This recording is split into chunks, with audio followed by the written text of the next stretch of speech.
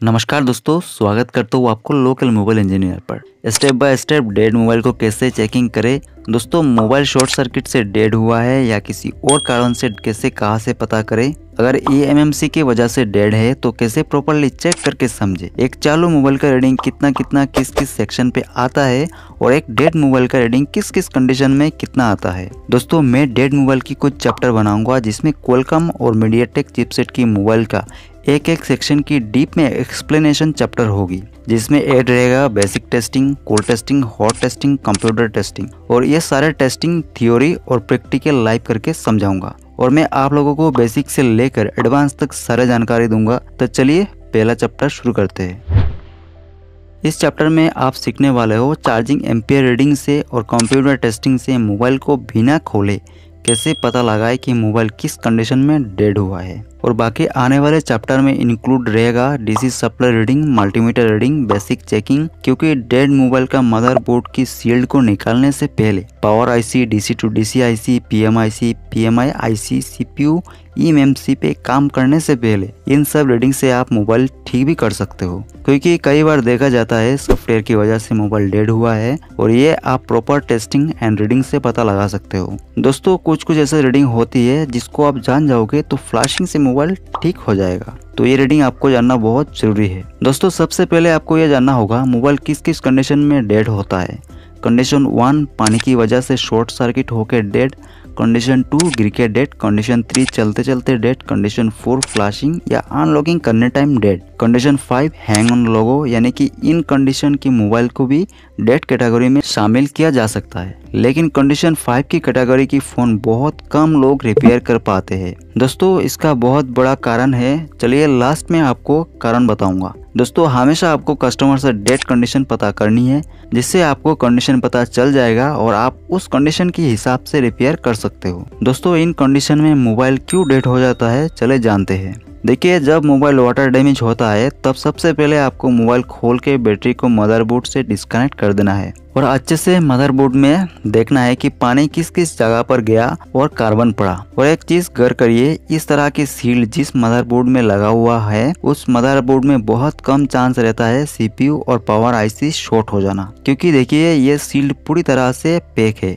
पानी अंदर जाने की कोई भी चांस नहीं है। तो दोस्तों, इस तरह के मदरबोर्ड में शील्ड के बाहर जितने सारे कैपेसिटर्स और कंपोनेंट होता है उनको अच्छे से क्लीन कर लेना और क्लीन करके हॉट गन से मीडियम हीट कर देना, जिससे सारे पानी सूख जाएगा। और फिर आपको battery connector, softboard flex connector, LCD connector यानी कि बाकी सब कनेक्टर अच्छे से क्लीन करके देख लेना। लेकिन दोस्तों, इस तरह के सील हर फोन की मदरबोर्ड में नहीं रहता। जिसमें इस तरह के सील रहेगा उसमें आपको सील निकाल के क्लीन करना होगा, क्योंकि दोस्तों पानी की वजह से power IC, graphic IC, light IC section में बहुत खतरनाक शॉर्ट होती है, जिससे आईसी की पैड यानी कि प्रिंट जल सकता है, कैपेसिटर शॉर्ट हो सकती है, कोयल खराब हो सकता है, क्योंकि पानी की वजह से एलडीओ, बीपीएच, बक वोल्टेज और ग्राफिक सेक्शन, लाइट सेक्शन में वाटर डैमेज होके शॉर्ट हो जाता है, क्योंकि इनमें लो वोल्टेज, हाई एम्पियर और लाइट एंड ग्राफिक सेक्शन में हाई वोल्टेज रहता है, जिससे यह वोल्टेज वाटर की कांटेक्ट में आके ग्राउंड से शॉर्ट हो जाता है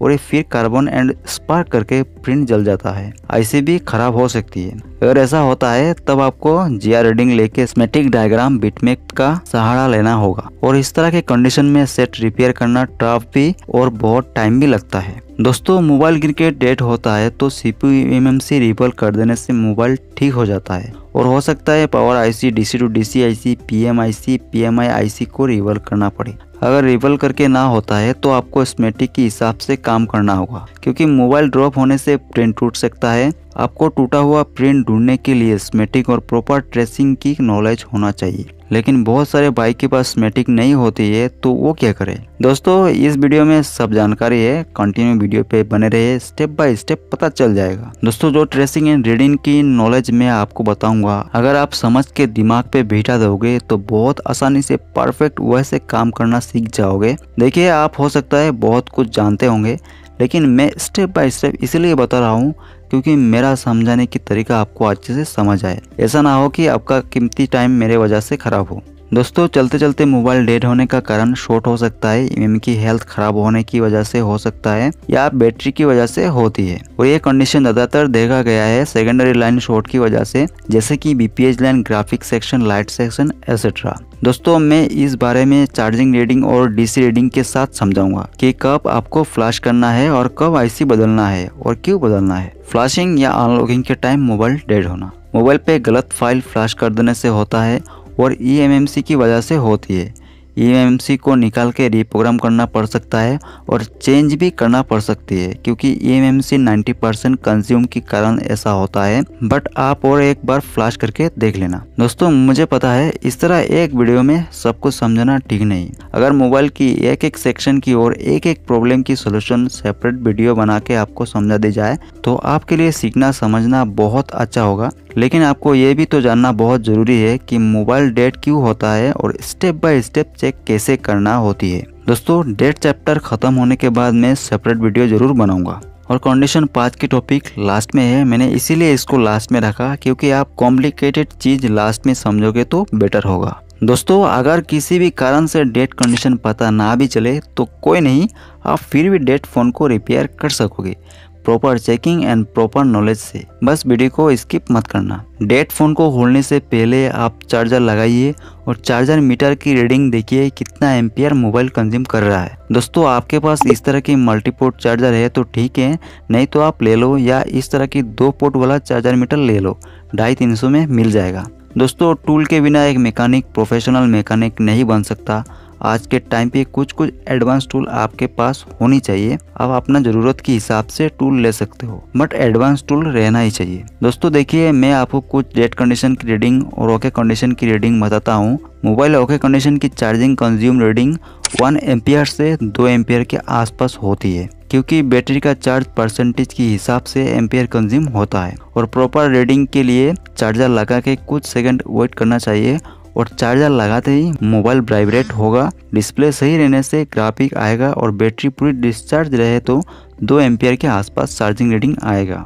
अगर एम्पियर रीडिंग 0.40 से 0.50 मिली एम्पियर तक आ रहा है और ये इतना तक ही रह रहा है तो हो सकता है DPDM की लाइन मिसिंग है या शॉर्ट है। दोस्तों DPDM की लाइन शॉर्ट रहने से मोबाइल तो चलता है, बस डाटा ट्रांसफर और फास्ट चार्जिंग नहीं होगी। चलिए आप बताता हूँ डेड फोन की चार्जिंग एम्पियर कंज्यूमिंग रीडिंग। अगर डेड फोन में चार्जर लगाते ही 0.60 मिली एम्पियर ले रहा है और इससे आगे नहीं बढ़ रहा है तो इस कंडीशन में हो सकता है DPDM की लाइन मिसिंग हो सकता है CC बोर्ड में दिक्कत हो, USB फ्लेक्स में प्रॉब्लम हो और हो सकता है बैटरी में प्रॉब्लम हो। लेकिन इस कंडीशन में अगर फ़ोन की बैटरी पे चार्ज रहेगा तो सेट ऑफ कंडीशन में वाइब्रेट करेगा, डिस्प्ले सही रहने से डिस्प्ले में ग्राफिक आएगा।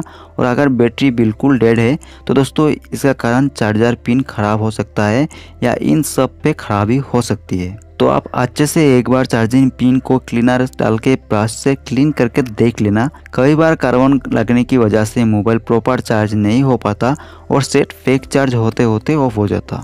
और देखिए 0.60 मिली एम्पियर से अप डाउन होता है, यानी कि एम्पियर रीडिंग में फास्ट वेरिएशन देखने को मिल रहा है। तो दोस्तों इस कंडीशन में मोबाइल पे हाफ शॉर्टिंग है, हो सकता है बीवास की लाइन में या तो BPH की लाइन में। और 0.60 मिली एम्पियर से कभी 0.10 आ रहा है, फिर 0.60 आ रहा है, मतलब कि चार्जिंग एम्पियर वेरिएशन स्लोली हो रहा है। तो इस कंडीशन में CPU से प्रॉब्लम हो सकता है। अगर CPU से PS होल्ड नहीं बन रहा है और इस कंडीशन में आप चेक करोगे तो आप देख पाओगे PMIC से जो बक वोल्टेज और LDO वोल्टेज निकल रहा है वो वेरिएशन करते नजर आएगा। और दोस्तों ये वोल्टेज वेरिएशन या charging ampere variation eMMC faulty मतलब कि शॉर्ट होने से हो सकता है। दोस्तों PS होल्ड किया है और इस लाइन पे वोल्टेज ना मिलने से सेट डेड क्यों होता है और मीडियाटेक चिपसेट में PS होल्ड का नाम क्या होती है, तो ये सब मैं वीडियो पे विस्तार से एक्सप्लेन करके बताऊंगा। और दोस्तों CPU ड्राई होने से भी फ़ोन डेड होता है। जो आजकल फ़ोन आ रहा है उसमें ये फॉल्ट देखने को मिल रहा है, क्योंकि डबल डेकर CPU रहता है और इस कंडीशन में एम्पियर रीडिंग 0.60 मिली एम्पियर से 0.20 आता है, 0.10 आता है और फिर 0 हो जाता है। और फिर से आप चार्जर निकाल के लगाओगे तो सेम 0.60 मिली एम्पियर से धीरे धीरे 0 हो जाएगा। तो दोस्तों इस कंडीशन में कहीं ना कहीं CPU से ये दिक्कत है, तो आप CPU को रिबल कर दोगे तो सेट ठीक हो जाएगा। और दोस्तों एक बात ध्यान रखना, CPU रिवॉल्व करने टाइम हो सकता है eMMC भी ड्राई हो जाए और आपको eMMC को भी रिवॉल्व करना पड़े। लेकिन इससे पहले आपको DC सप्लाई मशीन की रीडिंग देख लेना है और बाकी सारे वोल्टेज को भी चेक कर लेना है, क्योंकि दोस्तों CPU रिवॉल्व करने से पहले बहुत कुछ चेक करना होती है जो मैं आगे आपको बताने वाला हूँ। दोस्तों किसी भी काम को करते करते एक आइडिया हो जाता है कि कहाँ से क्या दिक्कत हो सकती है, और मोबाइल रिपेयरिंग की लाइन ऐसा लाइन होती है कि आप प्रॉपर डायग्राम के थ्रू काम करते हैं तो आपको एक आइडिया मिल जाता है कहाँ से क्या दिक्कत बनता है। हालांकि इन रीडिंग से हम प्रॉपर पता नहीं लगा सकते, लेकिन इन USB रीडिंग या DC सप्लाई रीडिंग से हमें कुछ हद तक स्टेप बाय स्टेप काम करने की आइडिया मिल जाता है। दोस्तों इसका अलावा एक रीडिंग और होती है, चार्जर लगाते ही 0.60 मिली एम्पियर फ़ोन कंज्यूम किया, फिर 0.90 लिया, फिर 0.10 हुआ, फिर वापस 0.60 पे रीडिंग चला गया। ये रीडिंग फास्ट वेरिएशन करता रहता है, तो इस कंडीशन में फ़ोन पे शॉर्टिंग होती है। और ये शॉर्टिंग मैंने देखा है LDO IC पे होता है, सेंसर्स की इनपुट वोल्टेज पे होती है, मतलब कि बहुत छोटी सेक्शन पे। ये कम वोल्टेज की लाइनों में होती है, क्योंकि देखिए 0.60 मिली एम्पियर से 0.90 मिली एम्पियर तक जा रहा है, तो यानी कि मोबाइल चार्ज होने की कोशिश कर रहा है, लेकिन शॉर्ट की वजह से एम्पियर वेरिएशन होती है। दोस्तों mobile hang on logo, fast boot पे अटकना, चार्जिंग लोगो पे अटकना, ये भी डेड कंडीशन में आता है, लेकिन मैंने सोचा है इनको लास्ट में बताया जाए।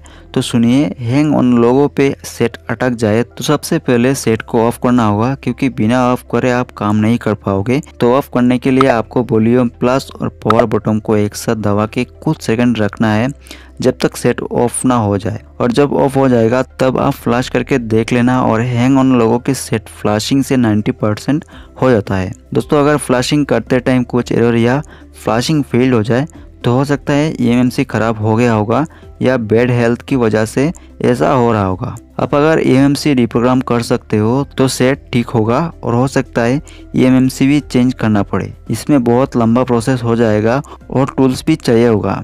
मेरे हिसाब से सबके पास प्रोग्रामिंग टूल नहीं होगी, बट कोई नहीं, आप रास्ता निकाल लोगे, आप स्मार्ट हो। दोस्तों अगर फ्लैशिंग से नहीं होता है तब आपको मोबाइल खोलना होगा और DC रीडिंग, चार्जर की रीडिंग देखना होगा और सारे वोल्टेज की लाइन चेक करनी होगी। फिर सब ठीक रहे तो eMMC को निकाल के आपको देखना होगा क्या गोलमाल है। और ये सब बिना एक्सपीरियंस से आप नहीं कर सकते, आपको प्रॉपर नॉलेज होना भी चाहिए, क्योंकि आप अगर इस तरह के काम करोगे तो आप इंजीनियर हो जाओगे। लेकिन हमें इंजीनियर ही होना चाहिए, चाहे कुछ भी हो जाए। ठीक कहा ना दोस्तों आज के लिए इतना ही। फर्स्ट चैप्टर को यहाँ तक ख़त्म करता हूँ और नेक्स्ट वीडियो सेकंड चैप्टर पे होगा, जिसमें basic checking, DC supply reading, multimeter की रीडिंग होगी और मदरबोर्ड की सारे वोल्टेज टेस्टिंग होगा। जैसे डेड फोन का कौन से वोल्टेज आने से कौन से वोल्टेज बनेगा और क्या क्या वोल्टेज ज़्यादातर गायब रहता है, मेरा मतलब नहीं बनता है, जिससे मोबाइल डेड हो जाता है। तो दोस्तों इंतज़ार करना। जय हिंद, जय भारत।